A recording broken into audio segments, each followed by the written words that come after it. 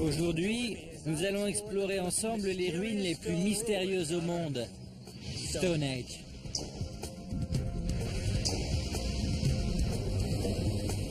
Je m'envolerai pour observer le site de plus haut. Je descendrai au fond des mines de la région. Je testerai les techniques qui ont peut-être permis de déplacer ces énormes pierres. Et je rencontrerai un homme qui, en venant d'un pays lointain, a changé la face de Stone Age à jamais. Tout cela dans le but de découvrir qui a érigé Stone Age et pourquoi. À la recherche de la vérité, je ne reculerai devant rien. C'est beaucoup plus petit que je pensais.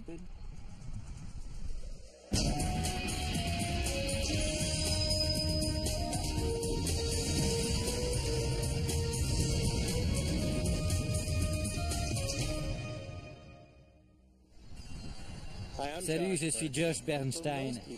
C'est à cette distance que la plupart des gens peuvent admirer Stone Age. Mais je pense que vous et moi devrions nous approcher.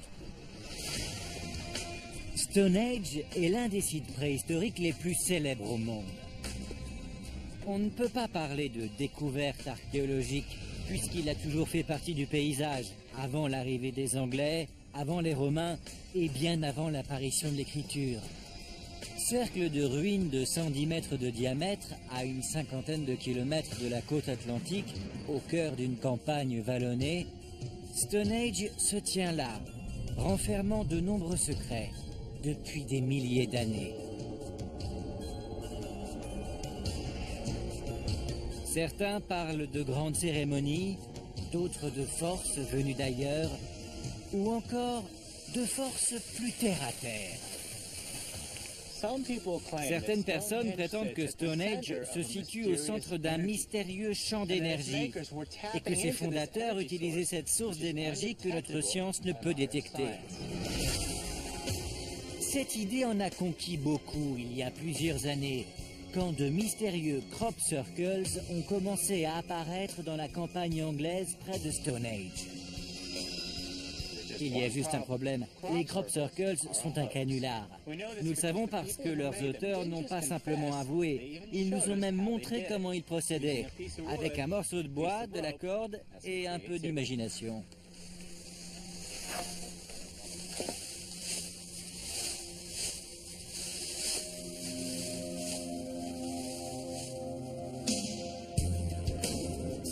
De nombreux groupes religieux ou mystiques ont tenté de s'approprier Stone Age.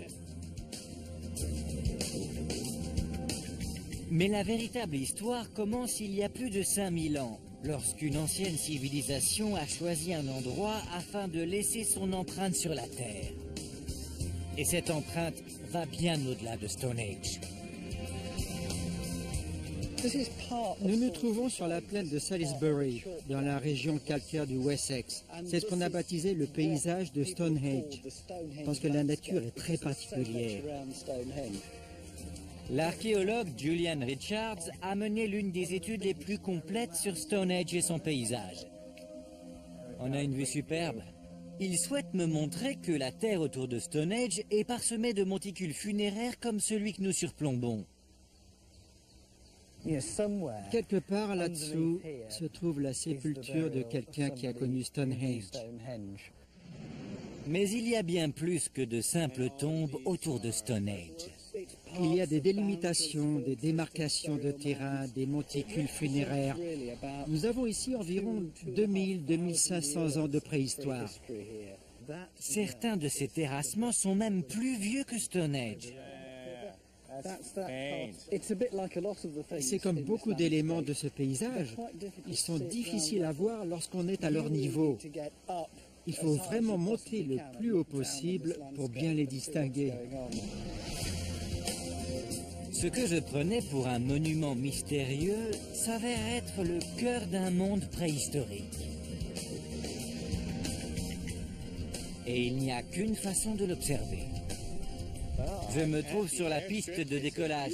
C'est une belle journée. On devrait avoir une lumière parfaite pour regarder Stone Age et ses environs.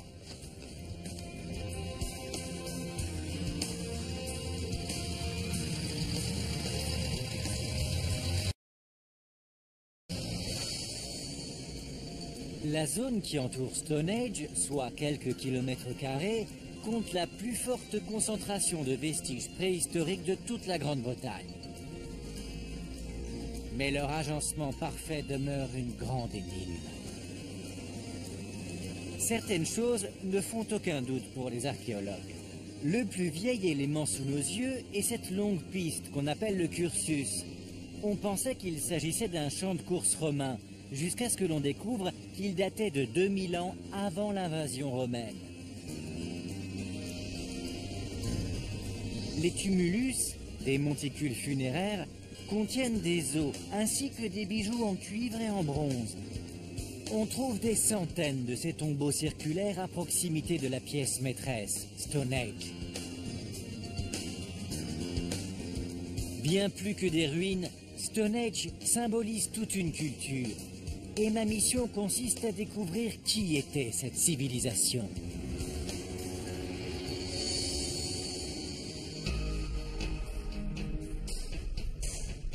Heureusement, je peux suivre une piste laissée par 60 années de fouilles.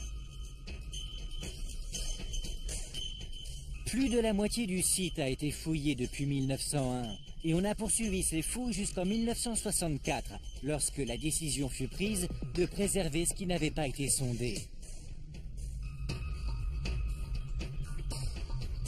Les archéologues ont appris que même ici, ce ne sont pas les pierres qui en disent le plus. La plus vieille partie de Stonehenge, c'est ce fossé qui l'entoure. Et on a une idée assez précise de quand il a été creusé. Vraiment? Oui, grâce au carbone 14. On datait quoi, les foyers où il y avait eu du feu? Non, ce qui est super avec les fossés creusés pendant la préhistoire, c'est qu'ils étaient réalisés avec ça. Des pioches faites de bois. C'est un morceau de bois de serre. Ça fait une excellente pioche. Parmi ceux qui ont creusé ce fossé, certains ont laissé leurs pioches au fond. Et nous pouvons les dater grâce au carbone 14. Et puisqu'il y avait beaucoup de pioches, nous avons obtenu beaucoup de dates. Nous savons que ce fossé a été creusé entre 3000 et 2920 avant Jésus-Christ. Ça nous fait une marge de 80 ans. 80 ans? C'est pas mal quand on revient 5000 ans en arrière. Grâce à la découverte de pioches faites de bois de serre, les archéologues peuvent pratiquement dater Stonehenge. C'était d'abord un énorme fossé circulaire, avec une entrée orientée vers le nord-est. Il a été creusé dans un sol de craie bien blanc. Mais des outils aussi simples permettaient-ils de creuser un fossé aussi grand? C'est plutôt efficace. En grattant, j'arrive à les friter.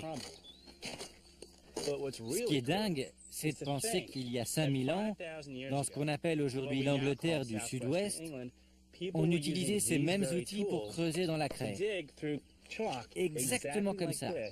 Et créer quelque chose d'incroyable. Durant la fin de l'âge de pierre, aussi connu sous le nom de néolithique, les pioches de bois servaient à creuser le paysage de Stonehenge. Et bien au-delà.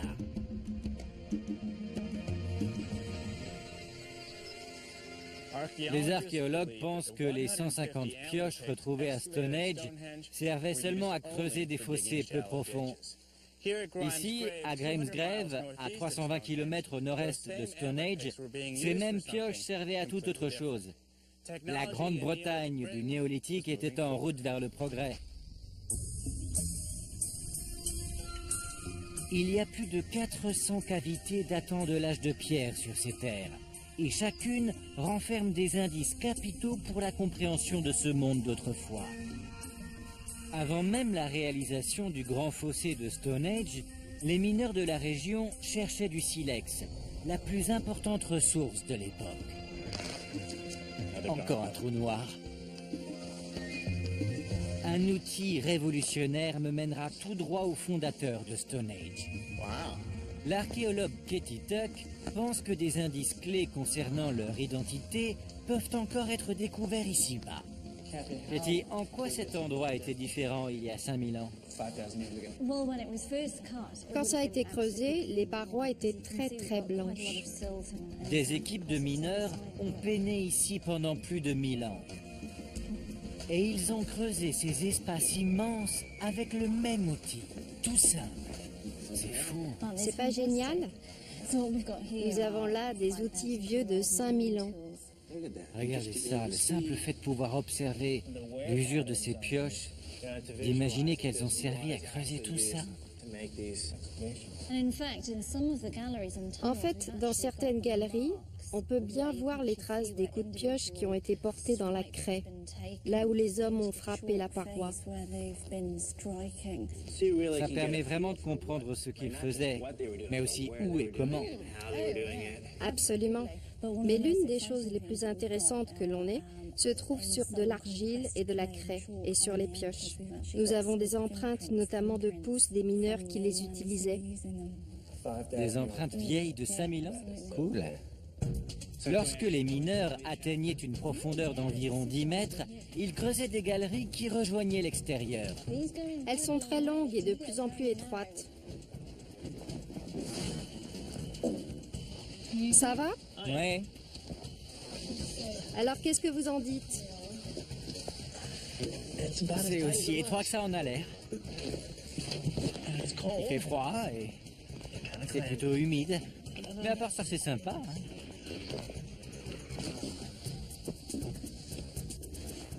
Voilà ce qu'ils recherchaient, un bon gros nodule de silex. Vu comme ça, c'est blanc, mais dès qu'on commence à la tailler, on obtient cette jolie matière noire brillante. C'est un mélange de silice et de sédiments désagrégés. C'était assez précieux pour qu'ils se donnent tous mal. Mais pourquoi? Eh bien, ils cherchaient la matière première. La matière première qui était à la base d'une nouvelle économie. Une nouvelle économie qui reposait sur l'exploitation des sous-sols et le commerce du silex et qui devint essentielle pour le petit monde de Stone Age. Et pourquoi le silex était-il si important? Dans un instant, je m'apprête à établir le lien entre le silex et Stone Age.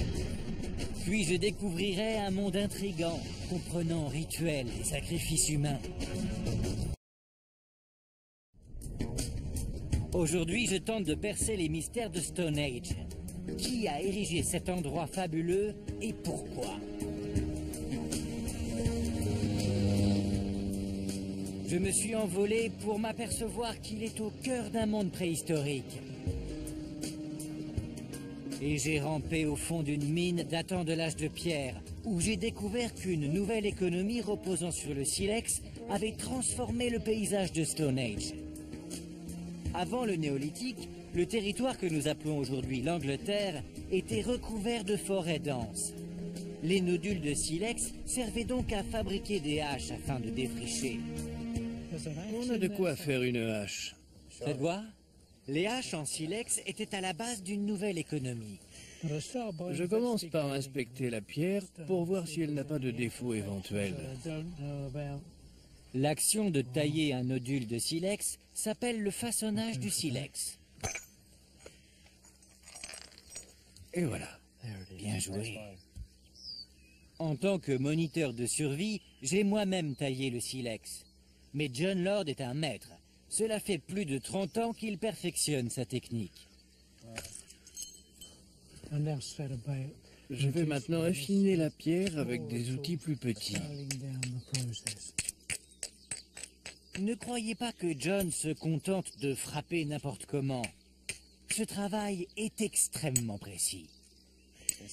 Comme vous le voyez, cette lame possède une ligne médiane. Elle est pile au centre de la pierre. John va donc déterminer où se trouve la ligne médiane sur la pierre qu'il façonne.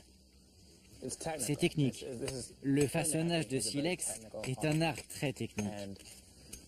Et John est un pro. Ça a l'air très facile quand on le voit faire, mais entre les mains d'un débutant, cette pierre se briserait et il aurait travaillé pour rien.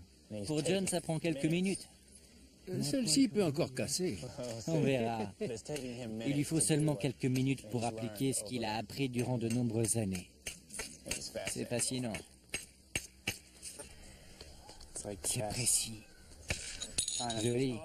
Regardez. Regardez comme c'est bien taillé. Pour les néophytes, la pierre parle d'elle-même. John sait ce qu'il fait. Avec un peu de savoir-faire, un silex peut devenir une hache en quelques minutes. On dirait que vous avez bientôt fini. Ouais, je pense que c'est bon. Ah oui? Voici une lame prête à l'emploi et ça ne vous a pris que 10 minutes. En quelques minutes, un bon tailleur peut fabriquer une lame de hache avec un silex.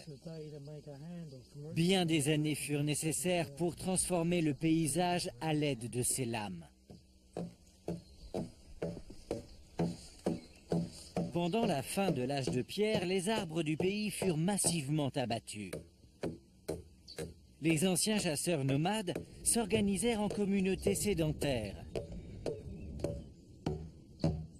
Ils commencèrent à cultiver le sol et à élever des animaux pour se nourrir.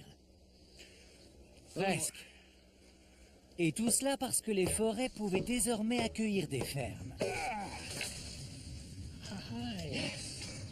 Votre outil m'a aidé, merci. C'était quelque chose. Bien joué. Et la lame, elle n'a rien? Rien du tout, pas une égratignure. Cette nouvelle technique inaugura un style de vie tout aussi révolutionnaire. Les hommes se posèrent enfin et se mirent à l'agriculture. Et ils firent de la place au milieu des arbres pour créer Stone Age. Stone Age fut d'abord un énorme fossé. Me voici de retour sur le site avec Julian Richards afin de savoir ce qui s'est passé ensuite. Qu'est-ce qui s'est passé après qu'on ait creusé le fossé? Ils ont érigé des structures en bois. Il y avait un cercle de poteaux ici, à la bordure intérieure du talus. Vraiment? Oui, 56 poteaux. Des énormes poteaux ont été dressés. Un ici, un là, un là-bas, et donc ils formaient un cercle. Les 56 poteaux ont disparu depuis longtemps. Mais au début, Stone Age consistait en un fossé et un cercle de bois. Comment on sait qu'il y avait des poteaux à cet endroit? Parce que quand les archéologues ont fouillé ce sol, ils ont découvert des trous creusés dans la craie. Et en étudiant la terre qui les comble, on peut déterminer la présence d'un poteau. Et il y en avait, mais on ne sait pas s'ils étaient surmontés de linteaux de bois, ou bien s'ils se dressaient comme des totems. On ne peut pas le dire.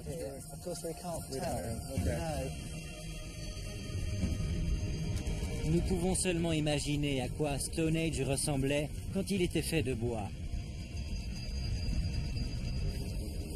Mais on peut trouver de précieux indices quant à son utilité sur un autre site, à environ 3 km. Woodhenge. Stonehenge, Woodhenge. Ça peut paraître bête, mais ça veut dire quoi, henge? Julian m'explique que henge est le nom que les archéologues ont donné à ce genre de construction préhistorique circulaire. La structure est très similaire à celle de Stonehenge, avec tous ces cercles concentriques. Ces bornes de ciment se trouvent à l'emplacement des poteaux d'autrefois. Jusqu'en 1920, on pensait qu'il s'agissait des vestiges d'un gigantesque monticule funéraire. Mais on a commencé à survoler le site et à prendre des photos, et on s'est aperçu que le sol était rempli de taches noires qui témoignaient de la présence de poteaux. Il s'avère que Woodhenge a été découvert de la même façon que je l'ai découvert moi-même, c'est-à-dire de là-haut.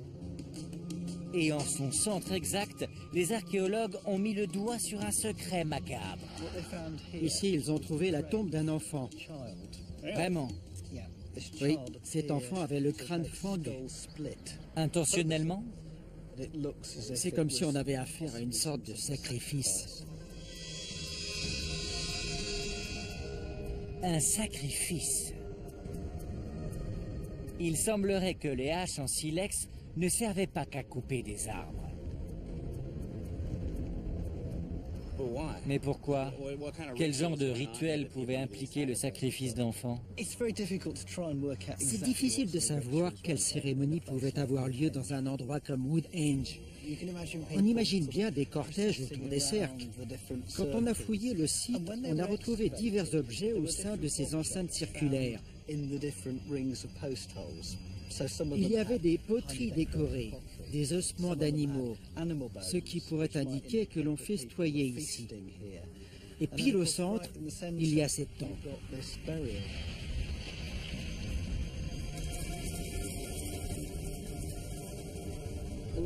C'était beaucoup de travail de couper et de déplacer ces arbres. À quoi servait Woodhenge? Woodhenge était un peu comme une église. Sa construction a nécessité beaucoup d'efforts, mais sa structure était en bois. Quand on la compare à Stonehenge, où le travail requis était incroyable parce qu'ils ont remplacé tous les poteaux en bois par des pierres, on se dit que si Woodhenge était une église, alors Stonehenge était une cathédrale. Il y a eu des sacrifices ici durant la préhistoire ou des inhumations? Pas des sacrifices, mais beaucoup de crémations. On a retrouvé des restes humains incinérés. Tiens non. Nous avons la preuve que Stonehenge était dédié à la mort et aux cérémonies funéraires. Alors ils ont retrouvé des ossements dans les trous des poteaux. Oui, et il semble qu'ils incinéraient les gens près d'ici parce qu'on trouve des ossements, mais également les cendres provenant du bûcher funéraire. Et ils versaient tout ça dans les trous, le talus et dans le fossé. Il y avait donc des ossements. Alors c'était un cimetière? Il fut un temps, avant que l'on érige toutes ces grosses pierres, où Stonehenge était un cimetière. Pendant environ 400 ans, à la fin de l'âge de pierre, les hommes ont utilisé des haches en silex et des pioches en bois afin de défricher la forêt, de creuser un fossé et de construire un temple funéraire fait de bois. Mais le temple était loin d'être achevé. De grands changements s'annonçaient pour les hommes du néolithique et Stonehenge allait bientôt avoir un nouveau visage. Ma mission d'aujourd'hui consiste à résoudre les mystères de Stonehenge et du monde préhistorique qui l'entoure. J'ai appris que Stonehenge était d'abord un énorme fossé, puis qu'on y avait ajouté une structure circulaire de bois. Mais avant que ces immenses pierres ne soient érigées, ces bâtisseurs allaient connaître une nouvelle ère. L'âge de pierre touchait à sa fin. En effet, un homme venant d'une contrée lointaine entamait un long et dangereux périple. C'était un archer qui était habile de ses mains. Et il possédait assez de connaissances pour générer une véritable révolution. Il fut enterré aux alentours de 2500 ans avant Jésus-Christ, à 5 km de Stonehenge. En 2002, le docteur Andrew Fitzpatrick a exhumé la tombe. Ce sont ces dents qui nous en disent le plus, parce qu'elles nous apprennent qu'il venait de très loin. En vieillissant, nos dents conservent une empreinte chimique de notre environnement. Nous pouvons affirmer qu'il venait d'un endroit beaucoup plus froid, près des Alpes ou de l'Europe centrale. Et il est parti de là-bas pour mourir près de Stonehenge. C'est une histoire étonnante que ces os nous ont révélée. Environ 2500 ans avant Jésus-Christ, traverser ainsi l'Europe et la Manche était particulièrement dangereux.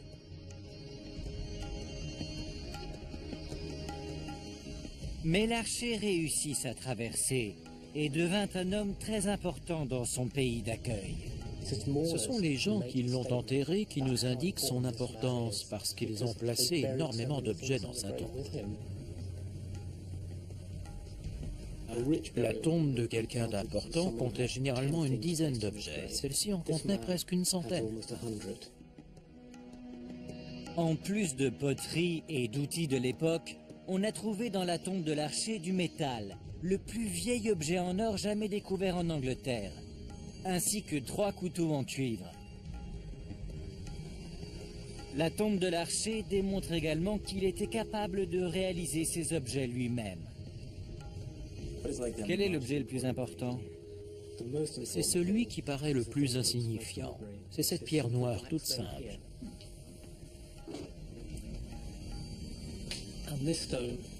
Cette pierre nous révèle que l'archer travaillait le métal. On trouve de légères traces de cuivre et d'or sur ces pierres. C'est pourquoi nous sommes sûrs de ce que nous avançons. L'archer venait d'une contrée où l'on savait déjà travailler le métal. Or, d'après Andrew, la métallurgie apparaissait à peine en Grande-Bretagne. Quel est le lien avec Stone Age? Il a connu Stone Age, n'est-ce pas?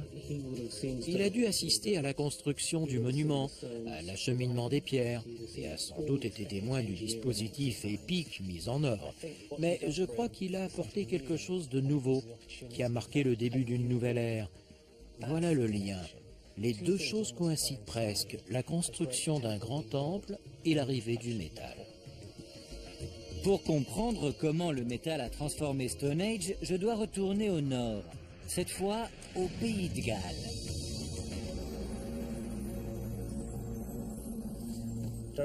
Pendant le passage de l'âge de pierre à l'âge de bronze, le cuivre est devenu la ressource la plus précieuse. Pour comprendre comment il était extrait, je me suis rendu à la mine de cuivre de Great Orme, au pays de Galles.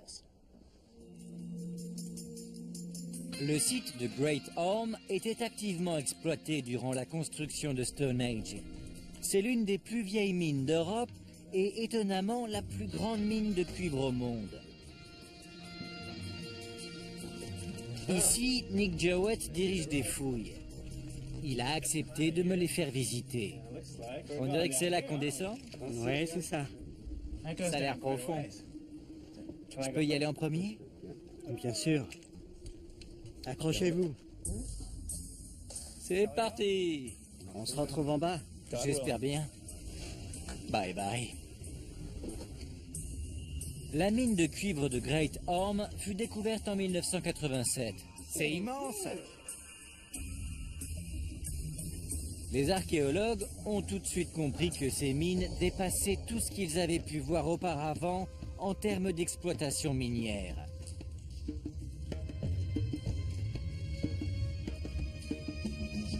Plus de 100 000 tonnes de déchets miniers ont été extraits de ces vastes galeries. Il a fallu aller les chercher à 60 mètres de profondeur. C'est bon! C'est génial. C'est la toute première fois que je descends dans une grotte en rappel. Qui plus est, une mine de cuivre. C'est pile à l'endroit où se trouve Nick que j'ai ressenti le changement de température. Il fait frais ici. Et c'est que le début. Il descend vite. Là, on doit se trouver à 9 mètres sous terre.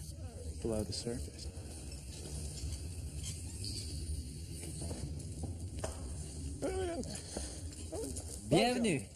Ça vous a plu? C'était super. Alors cet espace où nous nous trouvons, c'était de la pierre autrefois. C'est exact. C'était juste de la roche avec des filons de malachite et du minerai de cuivre. Il devait y avoir 3 principaux filons ici. Quand on voit la taille de cet endroit, on imagine la quantité de cuivre qui était extrait. Et à la main? Oui, nous avons trouvé des milliers de marteaux et 30 000 ossements d'animaux. Nous pensons que ce sont les outils qui ont servi à dégager cet espace et aussi les 8 km de galeries datant de l'âge de bronze que nous avons découvertes.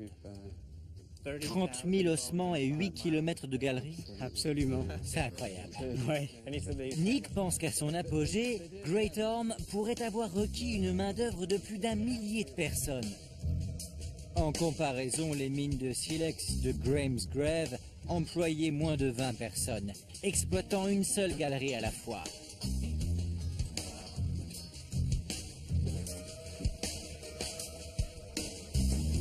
La métallurgie connaissait une progression spectaculaire, et l'attrait pour le cuivre donna lieu à une organisation du travail jusqu'alors inédite dans cette région. C'est incroyable ce qu'ils ont laissé ici.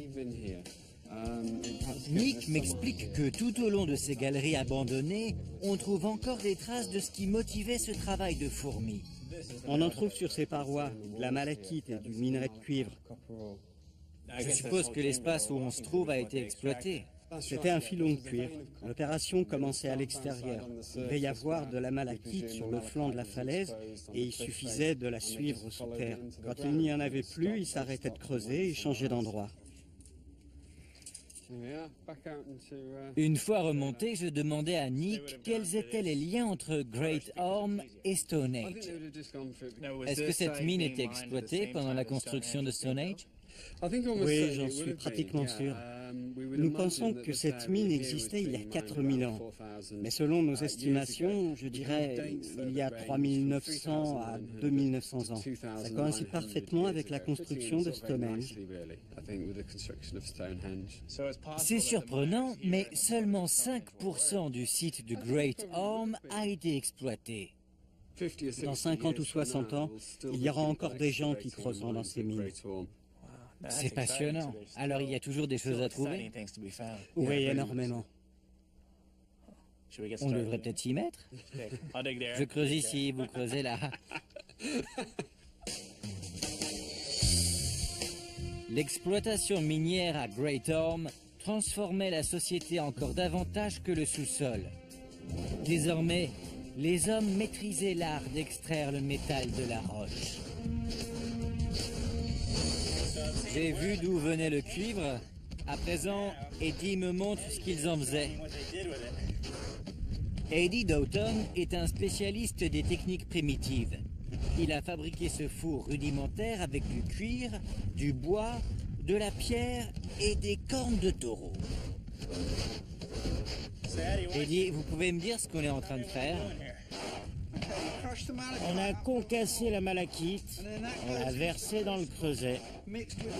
Et avec le charbon et toute cette chaleur, on obtient une réaction chimique. Il faut que ça chauffe.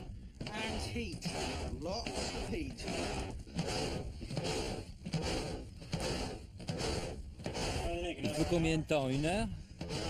Environ 15 minutes. Continuez.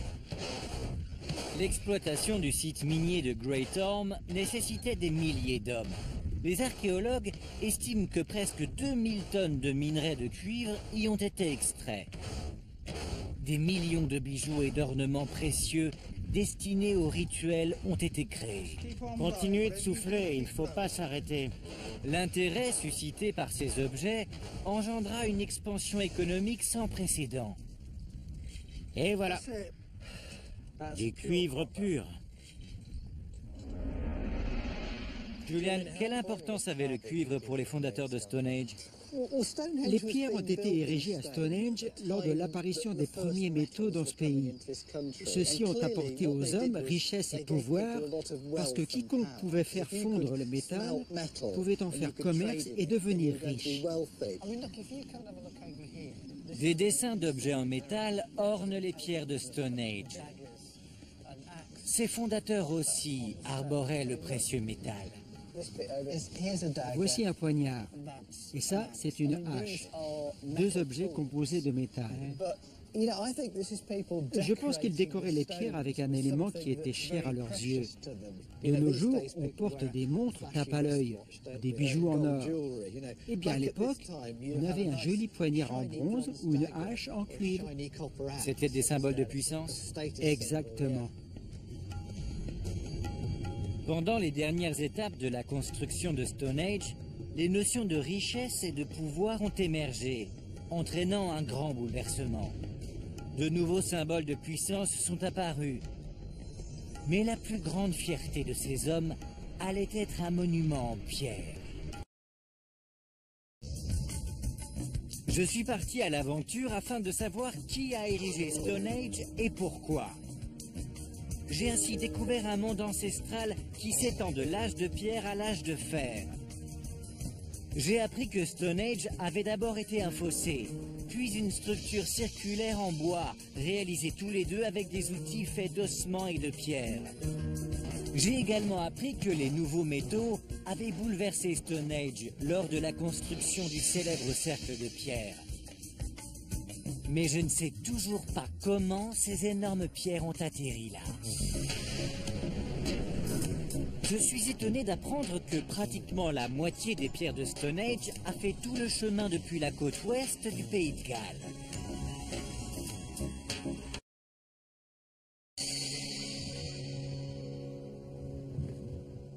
Les archéologues ont confirmé que les premières pierres transportées à Stonehenge proviennent de cet endroit précis.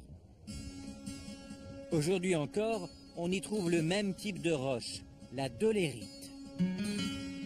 Face à ce paysage, j'imagine les difficultés rencontrées par les fondateurs de Stonehenge.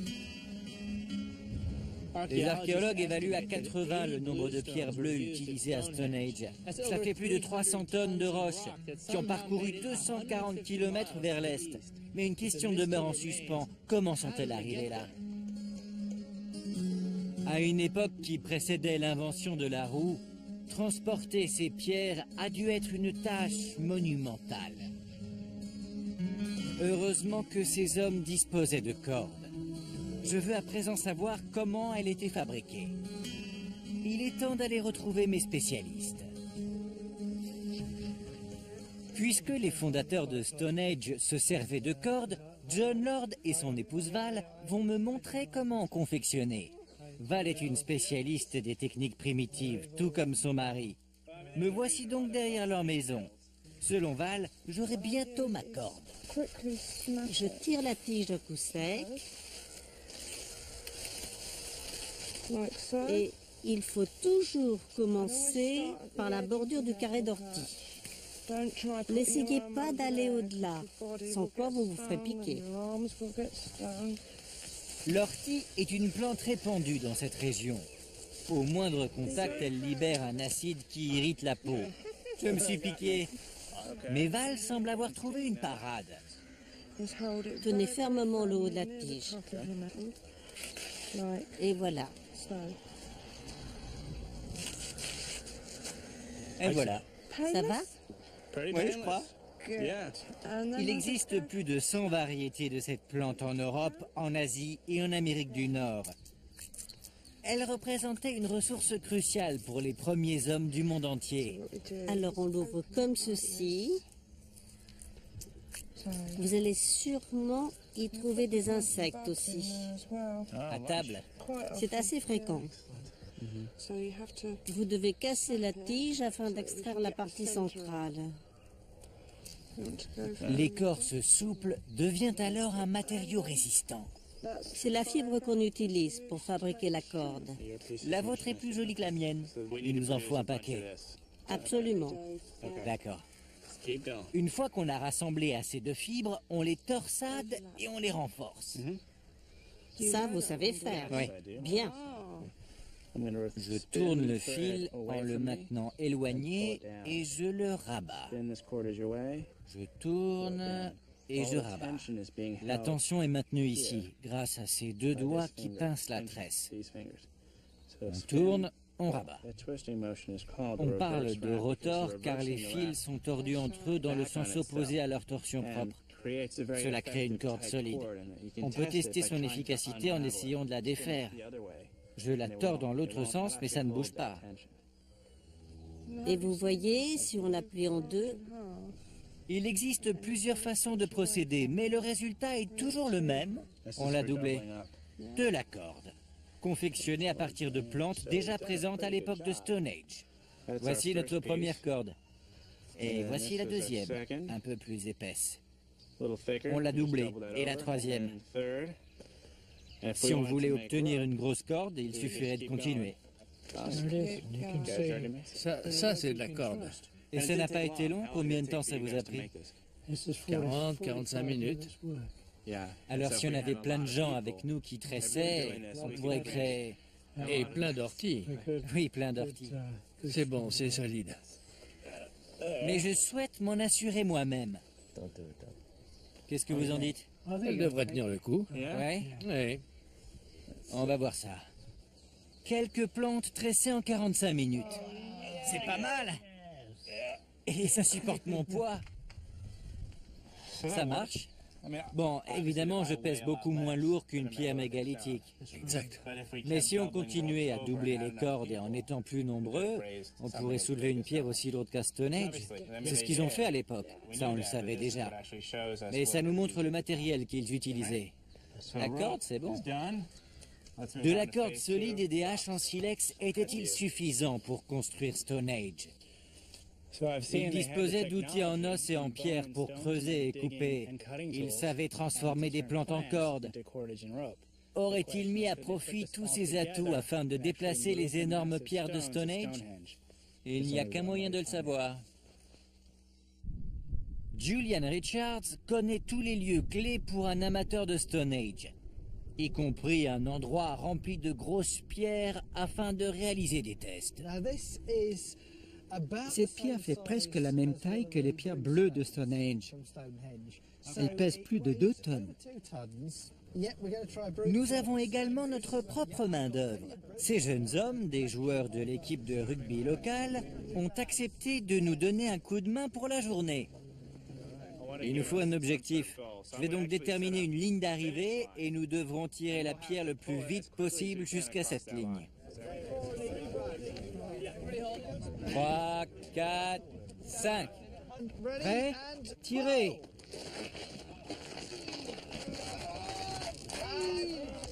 Allez! Continuez, n'arrêtez pas. Non, non, non, non! La corde s'est détachée. Le premier test est un échec. Oui, ce n'était pas terrible. Nous avons réussi à la bouger avec l'aide de 15 personnes. Mais il y avait de meilleures façons de s'y prendre. Julian pense que les bâtisseurs de Stone Age ont construit des traîneaux en bois afin de tirer les pierres. À l'époque de la mise en chantier de Stonehenge, ils acheminaient déjà de grosses pierres pour la conception des tombes. Ils maîtrisaient donc cette technique. D'accord. Bien plus que nous, bien sûr. On fait de notre mieux. 1, 2, 3.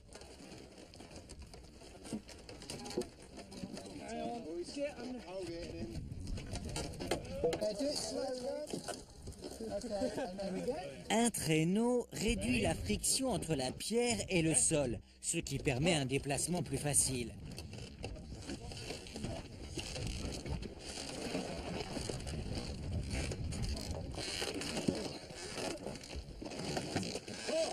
Tirez! C'est coincé. Enfin, pas si facile apparemment. Tous ensemble! Encore! Encore un peu! Encore! Encore un peu! C'est bon! On y est, 55 secondes. Bien joué. Ça nous a pris 55 secondes pour la déplacer de 5 mètres. Le traîneau nous a aidés, mais pas suffisamment. Ça leur aurait donc pris des millions d'années. Ils y seraient encore. Nous faisons appel à la technologie moderne. Mais j'apprends que les concepteurs de Stone Age bénéficiaient eux-mêmes d'une technologie assez avancée. Nous savons que les hommes construisaient des portions de routes en bois, par exemple des pistes pour traverser des zones marécageuses, même avant Stone Age, et avec une menuiserie assez élaborée. Je pense vraiment qu'ils étaient capables de réaliser de telles constructions. On doit être sûr d'avoir la même distance. 5 pas en partant du début. 1, 2, 3, 4, 5.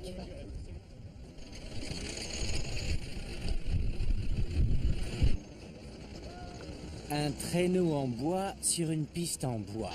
Cela devrait réduire la friction encore davantage. C'est beaucoup plus facile. Oui. C'est du gâteau. Allez gars, vous êtes prêts? Ouais. Josh, vous chronométrez? C'est bon. Allez, tirez!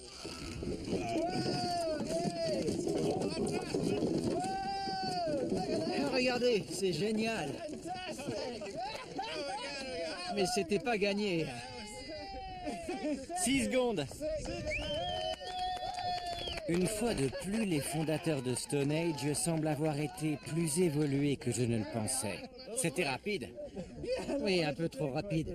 Oui, j'ai cru que j'allais être écrasé.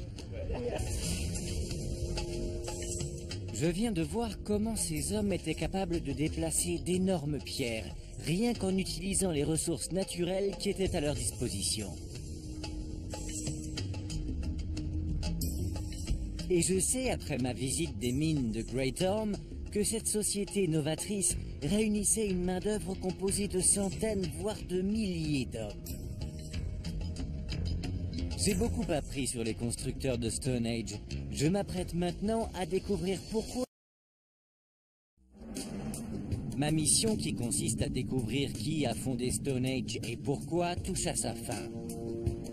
Sur le terrain, j'ai rassemblé des informations sur ses fondateurs. J'ai ainsi appris que ce peuple avait vécu de grands bouleversements. Les premiers fondateurs du site remontent à l'âge de pierre. Ils défrichaient les forêts à l'aide de haches en silex et creusaient le sol avec des outils en os. Mais ils quittèrent bientôt l'âge de pierre pour entrer dans l'âge de fer. Pour commémorer cette révolution, ils érigèrent ces énormes pierres. Aujourd'hui, c'est un monument dédié à ces hommes et à leurs exploits.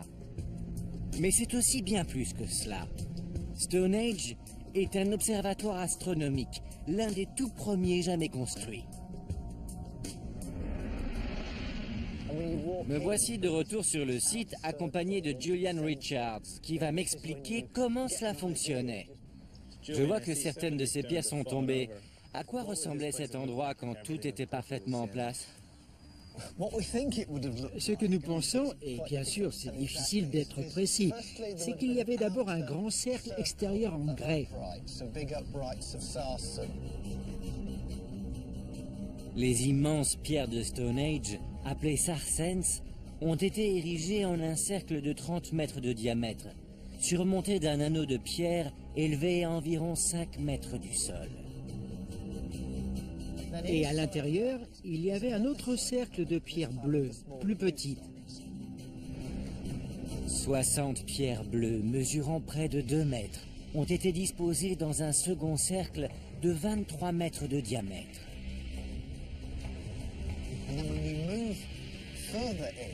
Et plus à l'intérieur, on avait 2 structures en forme de fer à cheval. Je trouve que c'est l'élément le plus incroyable du site. Il y en a 1, 2, 3... Il y en avait un autre ici, et celui au centre était le plus grand de tous, parce qu'ils ont été alignés du plus petit au plus grand. Cette immense arche marqua l'apogée de la construction de Stone Age et devint le cœur du monument.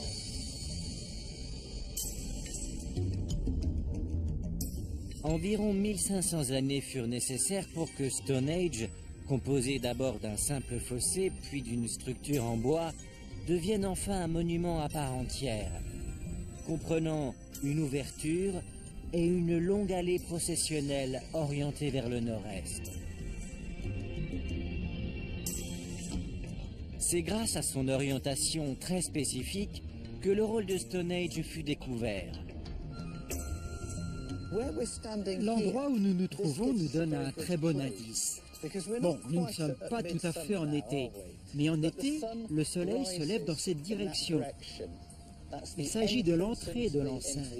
Et au solstice d'été, le plus long jour de l'année, ces rayons viennent frapper le centre de Stonehenge.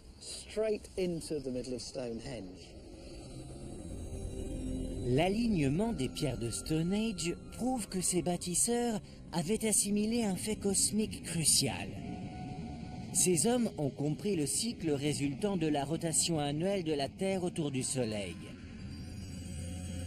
Ils se sont également aperçus qu'ils pouvaient consigner le plus long jour de l'année, le solstice d'été, grâce à un jeu d'ombre et de lumière.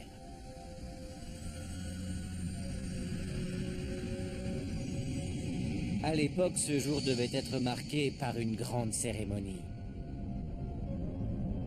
Aujourd'hui encore, la fête est au rendez-vous.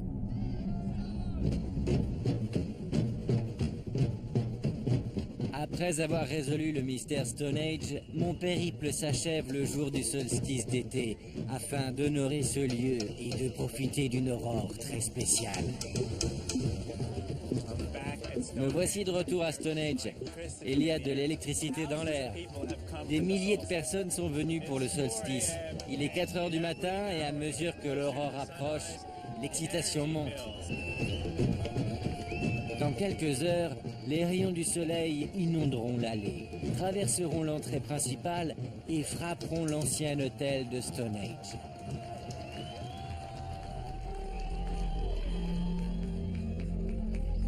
Nous sommes le 21 juin, le jour le plus long de l'année.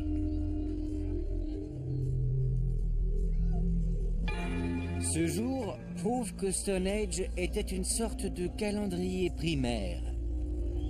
C'est aussi le seul jour de l'année où le public est autorisé à pénétrer dans l'enceinte des pierres.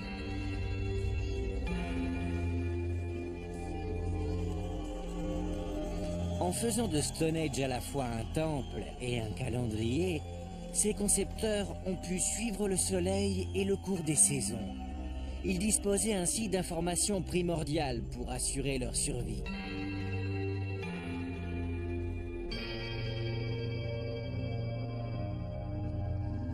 J'en ai vu des aurores, mais celle-ci doit être l'une des plus magiques.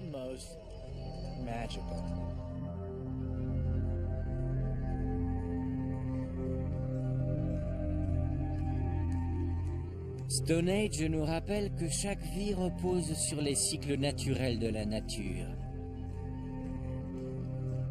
Ce site a été érigé afin de suivre ces cycles et de les célébrer. Et grâce à ce monument, ses fondateurs n'ont pas tout à fait disparu.